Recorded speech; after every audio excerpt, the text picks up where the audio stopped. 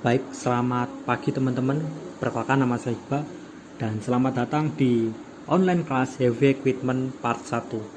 Dan saya ucapkan terima kasih juga untuk teman-teman yang sudah mengklik video ini. Pada kesempatan hari ini saya ingin membahas terkait salah satu komponen pada penggerak ataupun salah satu sistem penggerak pada ekskavator. Secara visual ekskavator itu seperti ini teman-teman. Dan ekskavator ini terbagi menjadi 3 bagian elemen penting. Yang pertama ada front attachment. Front attachment itu yang ini teman-teman, hidrolik ini ya, 2 hidrolik ini, kemudian sampai ke bucket. Ini yang dinamakan front attachment. Kemudian yang kedua ada upper struktur. Upper struktur itu yang ini teman-teman, dari ini ya, kabin operator. Nah, yang kuning ini sampai yang kuning ini lagi, yang ini tidak termasuk. Kemudian yang ketiga ada undercarriage. Undercarriage itu yang bawah ini teman-teman. Nah, itu adalah undercarriage. Jadi ada 3 bagian. Sebelum saya membahas terkait undercarriage ya, saya akan memperkenalkan terlebih dahulu nama komponen dan fungsi dari beberapa komponen ini ya, dari beberapa komponen yang terpasang di sini. Yang pertama ada kuku bucket. Kalau saya nyebutnya kuku bucket, berfungsi sebagai siku pemecah material yang akan diangkut, berbentuk seperti ini sih, berbentuk seperti sudu siapa ya, siku lah ya, siku yang runcing. Ini tugasnya kalau dia kena tanah itu otomatis tanahnya itu akan gempur, gempur itu akan pecah lah ya, akan lebih mudah lah untuk diproses. Kemudian yang kedua ada bucket. Bucket sendiri berfungsi sebagai wadah sementara material yang akan dilakukan proses ataupun yang akan dipindahkan. Yang ketiga ada lingha ya. Lingha itu yang ini teman-teman. Lingha itu yang ini ya. Ada pusing-pusing lingha itu yang ini. Nah, lingha berfungsi sebagai penghubung antara silinder bucket dengan bucket. Kalau menurut saya pribadi, biasa saya sebut sebagai komponen yang bisa merubah gerakan ya, gerakan maju mundur dari ini namanya rot. Nah, merubah gerakan rot ini ya, gerakan maju mundur ini menjadi gerakan mengayun. Nah, jadi bila mana rot ini ya bergerak, otomatis bergerak ke bawah, otomatis bucket akan mengayun ke bawah sini. Jadi seperti mengeruk lah ya. Kemudian yang keempat ada silinder bucket, merupakan akuator sistem hidrolik yang berbentuk silinder yang letaknya pada arm atau lengan ekskavator. Penghasil gerakan maju mundur, penghasil gerakan. Jadi yang tadinya aliran hidrolik dirubah menjadi gerakan maju mundur ya, tergantung kebutuhan. Kemudian ada arm itu yang ini teman-teman. Arm itu yang ini ya. Arm ini berfungsi untuk mengayunkan bucket supaya lebih jauh pada saat dia bekerja. Berkat adanya lengan arm ini, otomatis fungsinya pun lebih luas ya, jangkauan dia bekerja lebih luas. Dan dia juga berfungsi sebagai dudukan dari silinder ya, silinder bucket, lingha dan bucket. Dan ini ada busing-busingnya teman-teman, dan juga hose ini juga. Kemudian ada silinder arm, itu juga sama sih seperti ini juga, berfungsi untuk menggerakkan arm, ya, untuk silinder arm sesuai namanya sih. Nah, kemudian boom adalah lengan besar yang terhubung langsung ke ekskavator, ke bodi ekskavator ataupun upper struktur ya, upper struktur. Kemudian apalagi ya, silinder boom. Silinder boom ini memiliki fungsi untuk menggerakkan boom supaya untuk naik turun dia. Silinder ini pada umumnya memiliki dua sisi, karena mengingat beban angkat silinder boom paling berat dibandingkan silinder yang lainnya. Jadi dia kerjanya paling berat. Kemudian ada kabin operator sebagai tempat operator untuk mengoperasikan unit. Di dalam sini itu ada seat ya, seat itu kursi, pendukung kenyamanan operator. Kemudian ada apa lagi ya, panel-panel, monitor juga ada, monitor buat ya semuanya lah, monitor untuk sensor pompa, sensor apalah itu ada di situ. Kemudian ada juga joystick untuk menggerakkan ini juga ada, dan lain sebagainya, safety juga ada. Kemudian ini swing bearing ya, circle ya, kalau saya nyebutnya swing bearing sih, berfungsi merupakan salah satu komponen yang berfungsi sebagai memungkinkan ya, ataupun memungkinkan ekskavator ini berputar secara 360 derajat. Tanpa adanya swing bearing ini, otomatis ekskavator akan kesulitan pada saat bekerja. Yang terakhir adalah undercarriage ataupun komponen bawah pada ekskavator. Kita akan fokus ke undercarriage. Apa itu undercarriage? Secara visual undercarriage itu seperti ini teman-teman ya, rangkaiannya seperti ini. Jadi saya akan memperkenalkan beserta nama komponen dan sedikit fungsi ataupun kegunaan dari material atau komponen tersebut. Ini adalah menurut saya juga undercarriage merupakan salah satu suatu rangkaian sistem penggerak, dalam hal ini adalah ekskavator, yang memungkinkan unit itu untuk bisa bergerak secara mandiri, maju mundur ataupun bisa berbelok ke kanan atau ke kiri. Yang pertama ada ya, ini saya mulai dulu dari driver atau idle. Secara visual seperti ini, front idle merupakan salah satu komponen pada undercarriage yang memiliki fungsi sebagai pengarah track link assembly, dan juga komponen ini bisa meredam kejut sehingga akan berdampak atau meminimalisir kerusakan pada komponen-komponen sejenis.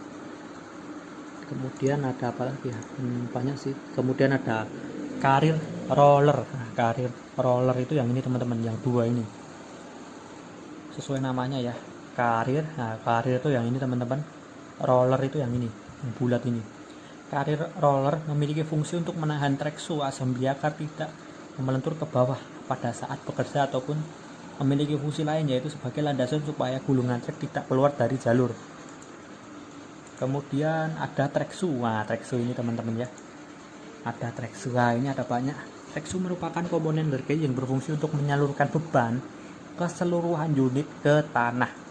Bisa kita sebut sebagai komponen paling besar memberikan traksi ke media ataupun ke tanah pada saat unit itu berjalan ataupun sedang bekerja. Beberapa karakter desain memberikan karakteristik khusus pada peralatan yang dapat dimodifikasi sesuai kinerja dari unit itu. Untuk apa unitnya ya? Yang pertama di sini ada single cruiser saw ataupun single ya, treksu model single. Tipe ini yang memberikan traksi paling besar, biasanya digunakan di daerah operasi yang kasar. Nah, kalau ini sih saya dulu pernah saya lihat itu diaplikasikan pada dozer. Dozer itu kayak alat berat yang fungsinya itu untuk mendorong-dorong tanah. Dari tanahnya itu didorong-dorong gitu teman-teman. Ya, dozer jadi dia itu ininya panjang ya. Cengkramannya lumayan juga ini, lumayan kuat ini kan. Soalnya ini lumayan tinggi juga. Kemudian ada double saw ya, double saw. Memberikan traksi besar dengan radius belokan yang pendek. Biasanya dipakai oleh ekskavator, rata-rata sih teman-teman, dipakai untuk ekskavator. Kemudian ada triple, biasanya digunakan oleh dozer, shovel ataupun ekskavator. Traksi yang dihasilkan itu lebih rendah lah daripada ini, karena ya ini udah ada tumpuannya, jadi material tanah itu kurang menggigit, lebih menggigit yang dua ini teman-teman. Traksi yang dihasilkan rendah, tetapi untuk unit itu lebih lincah. Kemudian ada flat saw itu ya, flat saw itu seperti ini. Nah, flat saw biasanya digunakan pada jalan aspal, desainnya dibuat untuk tidak menghasilkan traksi yang besar agar tidak merusak aspal.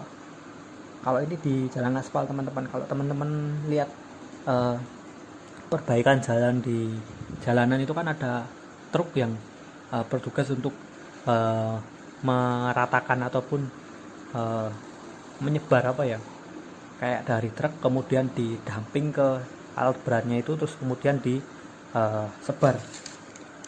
Jadi gitu teman-teman, namanya aspal finisher artifact. Nah itu namanya ya, kalau nggak salah ya, aku lupa sih teman-teman namanya tuh. Pokoknya dia itu buat menyebar aspal, batuan aspal ke media kontur yang akan diperbaiki.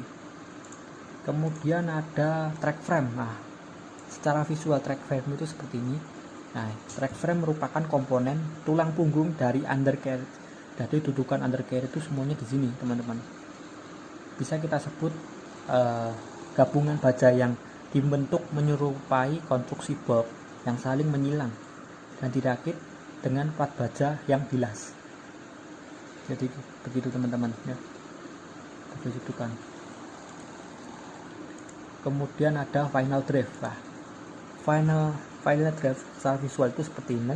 Kalau cara kerja dari bagaimana final drive itu bisa berputar itu seperti ini teman-teman. Jadi dari power ya, dari mesin itu ke pompa hidrolik. Mesin itu ya mesin biasa, mesin diesel itu, kemudian dihubungkan ke hidrolik, kemudian hubungkan ke motor travel, final drive, sprocket, kemudian wheel track. Jadi seperti itu teman-teman. Jadi merubah, ini motor travel merupakan salah satu komponen penting pada rangkaian sistem undercarriage yang memiliki fungsi utama untuk merubah aliran bertekanan. Nah ini kan masih aliran teman-teman. Dari sini putaran, kemudian putaran dihasilkan untuk menghasilkan aliran bertekanan. Jadi ini pompa hidrolik. Merubah aliran bertekanan hidrolik, gerakan memutar, kemudian ke gerakan memutar ya.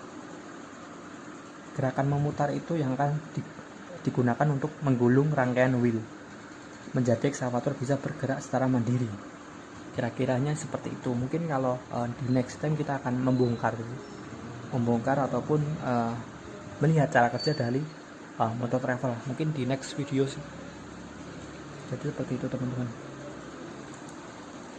Kemudian ada track roller. Nah, track roller itu yang ini teman-teman, yang bawah ini ya, tumpuan ini ya, track roller. Secara visual memiliki komponen seperti ini teman-teman. Ada shaft, kemudian ada bushing bronze, seal, sail, o-ring ya, seperti ini teman-teman. Nah, pada gambar di atas terdapat dua jenis roller yang berbeda. Oh ya, kiri ini single flank, yang ini double flank. Bedanya apa? Kalau single ini itu tidak ada pembatasnya teman-teman. Jadi seperti ini. Kalau yang ini ada, jadi dia itu nggak akan bisa pindah. Kalau ini kita aplikasikan di sini, dia bisa pindah. Nah, kedua komponen ini terpasang secara tertentu ataupun bisa biasanya single terdapat di awal atau di akhir dari rangkaian. Jadi masangnya kalau nggak salah ini tuh zigzag ya teman-teman, yang dimaksudkan untuk mempermudah unit saat bermanuver, sekaligus berfungsi sebagai landasan pembagi berat ke trek. Jadi pembagi berat ke treknya itu ini trackling assembly ya teman-teman. Kemudian ada track guards, pelindung untuk seperti ini teman-teman. Nah, untuk mencegah kerusakan pada roller dan trackling sendiri di medan yang tidak rata, di jalannya itu kan seperti ini teman-teman. Jadi dia itu sebagai pelindung. Oh ya, dan ada juga resiko bahwa disebutkan trackball memiliki salah satu safety yang ada pada track. Oke. Kemudian ada trackling ya. Trackling itu yang ini teman-teman. Trackling itu yang atas ini. Nah, kita pencet. Nah, trackling berfungsi sebagai gerakan memutar menjadi gulungan. Gerakan memutar ataupun tumpuan sprocket dan track shoe, ataupun menurut saya rangkaian yang memungkinkan sprocket bisa menghubungkan putaran tenaga secara terus-menerus tanpa adanya hambatan. saat berjalan di jalannya yang kerja. Jadi seperti itu, jalannya seperti apa dia tetap sebagai tumpuan ya, supaya bisa berjalan. Kemudian ada sprocket. Nah, sprocket ya, sprocket sendiri memiliki fungsi utama yaitu untuk meneruskan tenaga dari putaran driver yang tadi ya. Kalau driver itu kan fungsinya untuk merubah aliran tenaga ataupun merubah tekanan hidrolik ke gerakan memutar. Kalau track berfungsi untuk sebagai penghubung ke link. Kalau ini sprocket itu berfungsi untuk merubah putaran ini ataupun penghubung dari driven ke dari driven ke link gitu sih teman-teman. Dan ini tuh terdapat dua jenis ya teman-teman. Yang segmen tipenya itu seperti ini teman-teman. Jadi fungsinya itu untuk mempermudah dalam melakukan penggantian, tidak perlu melepas track. Jadi lebih efisien yang ini teman-teman. Perusahaan itu lebih suka yang ini. Jadi bila mana ada tumpul di salah satu bagian ini, tadi nggak perlu lagi penggantian seperti ini. Jadi cukup yang rusak aja teman-teman. Solid tipe yang ini seperti ini. Jadi bentuknya bulat. Kalau dia ada kerusakan di salah satu ya udah ganti semua. Gitu sih teman-teman. Oke, mungkin itu saja perkuliahan materi yang saya sampaikan. Mungkin jika sekiranya materi yang saya sampaikan ada kesalahan, saya mohon maaf. Sekian dari saya, terima kasih.